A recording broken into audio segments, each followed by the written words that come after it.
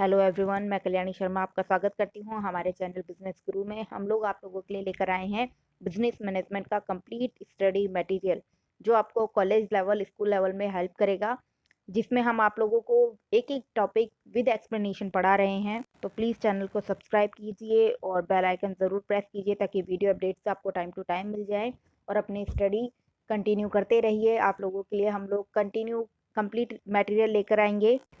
अभी हम लोग आप लोगों के लिए लेकर आए हैं 12th आरबीएससी की कंप्लीट स्टडी मटेरियल, जिसमें आपको एक एक टॉपिक कंप्लीट एक्सप्लेनेशन के साथ आपको समझाया जा रहा है। आपकी कंप्लीट बुक आपको इसमें कवर करवाई जा रही है। तो प्लीज़ चैनल पे बने रहिए, वीडियोस देखते रहिए, लाइक कीजिए, शेयर कीजिए और चैनल सब्सक्राइब ज़रूर कीजिए। हम लोग प्रबंध पढ़ रहे थे। प्रबंध में हम लोग उसका परिचय पा चुके हैं, उसकी विशेषता, उसके लक्षण, उसके महत्व, उसकी प्रक्रिया, उसके कार्य, उसकी भूमिका, उसके स्तर, उसके सिद्धांत और उसकी तकनीक कर चुके हैं। लेकिन इस तकनीक का ही एक पार्ट है अभिप्रेरणा। तो अब हम अपना 4th चैप्टर स्टार्ट करेंगे, जो है मोटिवेशन यानी कि अभिप्रेरणा। हम लोगों ने पहले अध्ययन किया था कि एक प्रबंध में क्या क्या कार्य किए जाते हैं, एक प्रबंधक के क्या क्या कार्य होते हैं, उसे नियोजन करना पड़ता है, फिर नियोजन योजना के अकॉर्डिंग संसाधनों को जुटाना यानी कि संगठन करना पड़ता है, फिर उनका निर्देशन करना पड़ता है और जो निर्देश दिए गए हैं उनको लक्ष्य तक पहुंचाने के लिए उन्हें अभिप्रेरित करना ज़रूरी है। उसके बाद में उसका नियंत्रण यानी कि मूल्यांकन करना है और फिर से नियोजन करना है। तो ये सब प्रबंध की प्रक्रिया का एक चक्र चलता है। तो इसी का ही एक पार्ट है मोटिवेशन। मोटिवेशन हम सब जानते क्या है, एक टीचर का दंड देना।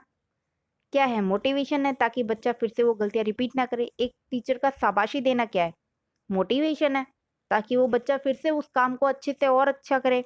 उस बच्चे का मार्क्स लेकर आना, अच्छे मार्क्स अचीव करना उसे और प्रोत्साहित करता है ताकि वो अगली साल उससे भी ज़्यादा मार्क्स लाए। तो ये सब अभिप्रेरणा ही होता है। तो अब देखते हैं अभिप्रेरणा की परिभाषा। अभिप्रेरणा एक ऐसी आंतरिक इच्छा या भावना है जो किसी कर्मचारी को पूर्व निर्धारित लक्ष्यों की प्राप्ति हेतु कार्य करने के लिए उत्प्रेरित करती है। यानी ये हमारे अंदर से भावना उठती है, हम किसी से कार्य करवा नहीं सकते जब तक कि वो खुद उस कार्य को करने के लिए राजी ना हो जाए। तो इसलिए इसको एक आंतरिक इच्छा शक्ति कहा गया है, जिससे प्रेरित होकर वो कार्य करता है। जैसे हमें भूख लगती है, हम प्रेरित होते हैं तो हम खाना खाते हैं। जब हमारा शरीर थक जाता है, आराम मांगता है, तो इससे हमारे अंदर की इच्छा जगती है कि अब हमें थोड़ा सा रेस्ट करना चाहिए, तो हम सोते हैं। तो ये हमारी आंतरिक इच्छा से किसी कार्य को करने की प्रेरणा मिलना है। देखिए किस प्रकार विद्वानों ने अभिप्रेरणा को परिभाषित किया है। सबसे पहले तो लेते हैं स्टैनले वेंस ने। उन्होंने कहा था कि कोई भी ऐसी भावना या इच्छा जो किसी व्यक्ति की इच्छा को इस प्रकार परिवर्तित कर दे कि वह व्यक्ति कार्य करने के लिए प्रेरित हो जाए, वो अभिप्रेरणा कहलाती है। यानी जब कोई काम नहीं कर रहा होता है तो हम उसे बड़े प्यार से मनाते हैं, या कई बार हम उसे लालच देते हैं कि आप में हमारा ये काम कर दोगे तो हम आपको ये देंगे, या हम आपका ये काम कर देंगे। तो ये एक अभिप्रेरित करने का एक तरीका है, जिसमें कई बार लालच देना भी उसकी इच्छा शक्ति को जगा रहा है। वो नहीं काम कर रहा था, लेकिन हमने उसके सामने एक लालच रखा, एक ऑफर रखा और उसने अपने अंदर उस काम को करने की इच्छा जगा ली। तो यही अभिप्रेरणा कहलाती है। अगली है कुंटज एंड ओडोनेल। इन्होंने लिखा था कि लोगों को इच्छित तरीके से कार्य करवाने के लिए प्रोत्साहित करना ही अभिप्रेरणा कहलाता है। यानी हमारे कार्यों को हमारे तरीके से करवाने के लिए जब हम उन्हें प्रेरित करते हैं विभिन्न माध्यमों से, तो ये क्या कहलाती है, अभिप्रेरणा। लेकिन अभिप्रेरणा का सीधा सरल प्रत्यक्ष रूप यही है कि ये हमारे अंदर की इच्छा शक्ति है, जो हमें किसी कार्य को करने के लिए प्रेरित करती है। जब तक हमारे अंदर ये नहीं उठ रही है या हम किसी कार्य को करने के लिए प्रेरित नहीं हो रहे हैं, तो हमें कुछ भी करो, कोई भी लालच दो, हम वो कार्य नहीं करेंगे। इसके अतिरिक्त देखिए मैकफार्लैंड ने क्या कहा है। उन्होंने कहा है कि अभिप्रेरणा मूलतः मनोवैज्ञानिक धारणा है। इसका संबंध किसी कर्मचारी या अधीनस्थ में कार्य कर रही उन शक्तियों से है जो उसे किसी कार्य को विधिवत तरीके से करने या ना करने हेतु प्रेरित करती है। यानी कि कभी कभी हमारा भय जब हमें किसी गलत काम को करने से रोकता है, तो ये भी एक अभिप्रेरणा है। हम डरते हैं कि यदि हम नहीं पढ़ेंगे तो हम फेल हो जाएंगे, तो हम पढ़ना स्टार्ट कर देते हैं। ये भय भी हमारी अभिप्रेरणा है, जिससे हमारे अंदर किसी काम को करने की इच्छा जग गई, वो अभिप्रेरणा है। या फिर हम किसी कार्य को करने से रुक गए, तो ये भी हमारी अभिप्रेरणा ही है। जैसे कि अभी हम सब लोग इतने लंबे टाइम से घर में बैठे हैं, जबकि हम लोग घर में नहीं बैठते थे, तो हमारे अंदर एक भय है जो हमारे अंदर ये काम करने की इच्छा शक्ति जगा रहा है कि घर में बैठे रहो, या फिर बाहर ना जाने के लिए प्रेरित कर रहा है कि अगर बाहर जाओगे तो बीमार हो जाओगे। तो ये भय भी हमारे लिए एक अभिप्रेरक है। अगली परिभाषा दी है विलियम ग्लुएक ने। इन्होंने कहा है कि अभिप्रेरण एक आंतरिक स्थिति है जो मानवीय व्यवहार को अर्जित, प्रवाहित और क्रियाशील रखती है। यानी कि ये हमारे अंदर की अंदरूनी शक्ति है जो हमें किसी भी कार्य को करते रहने के लिए प्रेरित कर रही है। तो इस प्रकार इतनी सारी परिभाषाओं का अध्ययन करने के बाद में हमें क्या समझ में आता है कि अभिप्रेरणा प्रबंध का वह महत्वपूर्ण कार्य है जो व्यक्तियों की भावनाओं, इच्छाओं, आवश्यकताओं आदि का अध्ययन कर उन्हें संतुष्ट करने का प्रयास करता है, जिससे व्यक्ति कार्य करने को तत्पर होकर संगठन के लक्ष्यों को प्राप्त करने हेतु अपना अधिकतम योगदान प्रदान करता है। आजकल फर्म या फैक्ट्री में कर्मचारियों को सभी सुविधाएं दी जा रही हैं, जैसे कि दूर दराज से आने वाले लोगों को रहने के लिए जगह दी जाती है, वहाँ पर उन्हें 1 टाइम का या 2 टाइम का खाना दिया जाता है। इसके अतिरिक्त उनके बच्चों के रहने, उनकी शिक्षा का भार उठाने, उनके मेडिकल का भार उठाने का, ये सभी खर्चे उठाए जाते हैं। उनका बीमा करवाया जाता है ताकि वो निश्चिंत होकर ज़्यादा से ज़्यादा काम करें विभिन्न परिस्थितियों में, ताकि जो उन्हें इस फर्म में मिल रहा है वो उन्हें कहीं और नहीं मिलेगा। तो वो अभिप्रेरित होंगे कि हमें इतनी सारी सुविधा मिल रही है, तो हम और ज़्यादा काम करेंगे तो हमें प्रमोशन भी मिलेगा, हमें सैलरी भी ज़्यादा मिलेगी। तो इस तरीके से वो अभिप्रेरित होते हैं। तो ये उनकी इच्छाओं को संतुष्ट करते हुए अपने हितों हेतु कार्य करवाना अभिप्रेरणा का महत्वपूर्ण उद्देश्य होता है। अब देखते हैं अभिप्रेरणा की विशेषता। सबसे पहली विशेषता तो यह है कि यह एक सतत प्रक्रिया है। सतत प्रक्रिया यानी कि ये कंटिन्यू चलती है, निरंतर चलती है। प्रबंध में अभिप्रेरणा एक सतत प्रक्रिया है जो कभी समाप्त नहीं होती। व्यक्तियों को कार्य करवाने के लिए उन्हें सदैव और निरंतर अभिप्रेरित करना पड़ता है। आप खुद देखते हैं, आपने आज डिसाइड किया मुझे 90% लाना है, तो आप तुरंत लग जाते हैं, 4-5 दिन पढ़ते हैं, कंटिन्यू लगातार पढ़ते हैं। फिर जैसे जैसे टाइम निकलता जाता है आप उस चीज़ को भूलते जाते हो और अपना उद्देश्य भूलकर फिर कहीं और ध्यान भटकने लग जाता है। तो इसीलिए कहा गया है कि इसे कंटिन्यू करना पड़ेगा, हमें निरंतर अभिप्रेरित करते रहना पड़ेगा ताकि हम अपने उद्देश्यों को भूले नहीं और उसके लिए पुनः जोश के साथ कार्य करते रहें। अगली विशेषता है कि यह एक मनोवैज्ञानिक अवधारणा है। प्रोफेसर मैकफॉर्लैंड के मतानुसार अभिप्रेरणा की धारणा मूलतः मनोवैज्ञानिक है, जिसके द्वारा मनुष्य के मस्तिष्क में कार्य के प्रति नई अवधारणा उत्पन्न की जाती है। हमने साइंस में एक चैप्टर पढ़ा होगा जिसमें संवेग के बारे में पढ़ा था कि जब हमारा पैर किसी कील पर पड़ता है तो हमारा मस्तिष्क हमें संवेग प्रवाहित करता है, संदेश देता है और हम उस कील पर से पैर उठा लेते हैं। तो ये क्या है? ये एक अभिप्रेरणा ही तो है जो किसी कार्य के प्रति हमारी प्रतिक्रिया है। ठीक इसी प्रकार हम जब भी किसी कार्य को करते हैं तो सबसे पहले हमारा मस्तिष्क ही हमें उस कार्य को करने के लिए अलर्ट देता है। इसीलिए इसको एक मनोवैज्ञानिक अवधारणा दी है, क्योंकि ये आंतरिक इच्छा से संबंधित है, इंसान के मन से, उसके दिमाग से संबंधित है। जब तक में उसका दिमाग हमारे कंट्रोल में नहीं होगा, हमारे अंडर में नहीं चलेगा, तब तक में वो हमारे लिए कार्य नहीं करेगा। इसलिए हमें सबसे पहले सामने वाले व्यक्ति का दिमाग पढ़ना होगा, उसके अकॉर्डिंग उसकी आवश्यकताएं देखनी होंगी, आवश्यकताओं की संतुष्टि के लिए उसे अभिप्रेरित करना होगा, तब वो हमारे लिए कार्य करेगा। अगली विशेषता आती है मानवीय आवश्यकताओं की संतुष्टि। अभिप्रेरणा लोगों की आवश्यकताओं की संतुष्टि की एक प्रक्रिया है। लोगों की असंतुष्ट आवश्यकताएं उनमें तनाव उत्पन्न करती हैं और उनमें कई उद्वेग ही उनसे ऐसा आचरण करवाने हेतु प्रेरित करते हैं ताकि उन्हें संतुष्टि प्राप्त हो और उनका तनाव कम हो। आपने देखा है, जब हमें भूख लगती है तो हमारे पेट में कुछ अजीब सा खिंचाव सा होता है। जब हम खाना खा लेते हैं हमें संतुष्टि प्राप्त हो जाती है, लेकिन इसके लिए हम खाना खाते हैं, हम काम करते हैं, तो ये किसी कार्य को करने के लिए प्रेरित होना हुआ। तो ठीक इसी प्रकार से ये तनाव को कम करने का एक तरीका है। हम देखते हैं हमारी आवश्यकताएं कभी संतुष्ट नहीं है। हमारे पास जब कीपैड फ़ोन था तो हमें एक स्मार्टफ़ोन चाहिए था। स्मार्टफ़ोन के बाद में अब हमें एप्पल चाहिए, तो हम उसके लिए निरंतर कार्य करते रहते हैं, क्योंकि हमारी अभिप्रेरणा अभी तक, हमारी आवश्यकताएं अभी तक संतुष्ट नहीं हुई हैं। तो इसी तरीके से आवश्यकताओं की संतुष्टि हेतु व्यक्ति कार्य करता है, तो ये आवश्यकताएं ही हमारे लिए अभिप्रेरणा है। अगली विशेषता आती है व्यक्तियों की कार्यक्षमता में वृद्धि। जब हमें प्रमोशन मिलता है या जब हमें कुछ अच्छा मिलता है, मतलब ज़्यादा पैसे मिल रहे हैं, ज़्यादा सैलरी मिल रही है, प्रमोशन मिल रहा है, कोई पुरस्कार मिल रहा है, तो हम उसके लिए ज़्यादा से ज़्यादा काम करते हैं। बल्कि आगे भी हमें वो मिले तो हम उसके लिए और भी ज़्यादा काम बेहतर तरीके से करेंगे, तो ये हमारी कार्यक्षमता बढ़ा रहा है। अभिप्रेरणा से मानवीय इच्छाओं और भावनाओं की संतुष्टि होती है, जिसके परिणाम स्वरूप कर्मचारी में कार्य करने की इच्छा उत्पन्न होती है। इसी से कर्मचारी की कार्यक्षमता, कुशलता और उत्पादकता में वृद्धि होती है। यानी जब उसकी आवश्यकता संतुष्ट होंगी तो वो और अधिक से अधिक काम करने के लिए प्रेरित होगा। जैसे कि मैंने आईफोन ले लिया, अब मेरी कोई और इच्छा है तो मैं उसके लिए कार्य करूंगा। मेरे पास सिंपल सी कार थी तो मैं एक लग्जरी कार के लिए कार्य करूंगा। तो जितनी मेरी आवश्यकताएं संतुष्ट होती जाएंगी, उतनी ही आगे बढ़ती हुई आवश्यकताओं की पूर्ति के लिए मैं कार्य करता हूँ। तो इससे मेरी कार्य क्षमता भी बढ़ रही है। जैसे-जैसे मेरी आवश्यकताएँ संतुष्ट हो रही हैं, तो मेरी कार्य क्षमता बढ़ेगी, क्योंकि यदि मुझे वो प्राप्त ही नहीं हो रहा और फिर भी मुझे कार्य करते रहना पड़ेगा, तो फिर मैं तनाव में आ जाऊँगा कि कोई फ़ायदा तो है नहीं। मुझे 2 वक़्त की रोटी ठीक से नहीं मिल रही, मुझे किराए पे रहना पड़ रहा है, तो फिर इतनी कम सैलरी में मैं इतना कार्य क्यों करूँ? तो यहाँ पे आवश्यकता संतुष्ट नहीं हुई, तो कार्य क्षमता में कमी आ गई।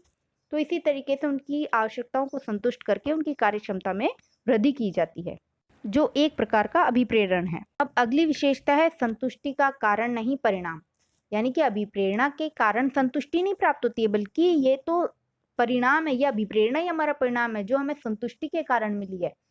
जब हमारी आवश्यकताएं संतुष्ट हुई तो हमने कार्य करना के बारे में सोचा। यदि हमें बार बार सफलता ना मिले तो हम उस कार्य को छोड़ देना बेहतर समझते हैं। हम उस कार्य के लिए दोबारा प्रयास नहीं करते ना। तो ठीक इसी तरीके से इसको कारण नहीं परिणाम कहा गया है। ये जो अभिप्रेरणा मिली हमें अगला काम करने के लिए, तो ये तो हमें तब मिलेगी जब हमारा पिछला काम पूरा हो गया या हमारी आवश्यकता संतुष्ट हो गई। तो देखिए, अभिप्रेरणा का महत्वपूर्ण लक्षण यह है कि ये स्वतः नहीं दी जाती, ना ही ये हस्तांतरित की जाती है। अभिप्रेरणा मनुष्य की संतुष्टि के परिणाम स्वरूप अपने आप उत्पन्न हो जाती है। इस प्रकार अभिप्रेरणा परिणाम है, ना कि कारण। यानी कि हम किसी को अभिप्रेरित ना तो कर सकते हैं, ना उसे अभिप्रेरणा दे सकते हैं। अभिप्रेरणा कोई वस्तु नहीं है और ये इच्छा शक्ति भी हम उसमें नहीं जगा सकते यदि वो बार बार फेल हो रहा है। आप किसी ऐसे व्यक्ति को अभिप्रेरित करने की कोशिश करो जिसने कई बार असफलता देखी है, तो आपके लेक्चर उस पर कोई भी मोटिवेशन नहीं डालेंगे। क्यों? क्योंकि उसने असफलता देखी है, उसे संतुष्टि प्राप्त नहीं हुई उसके कार्यों से।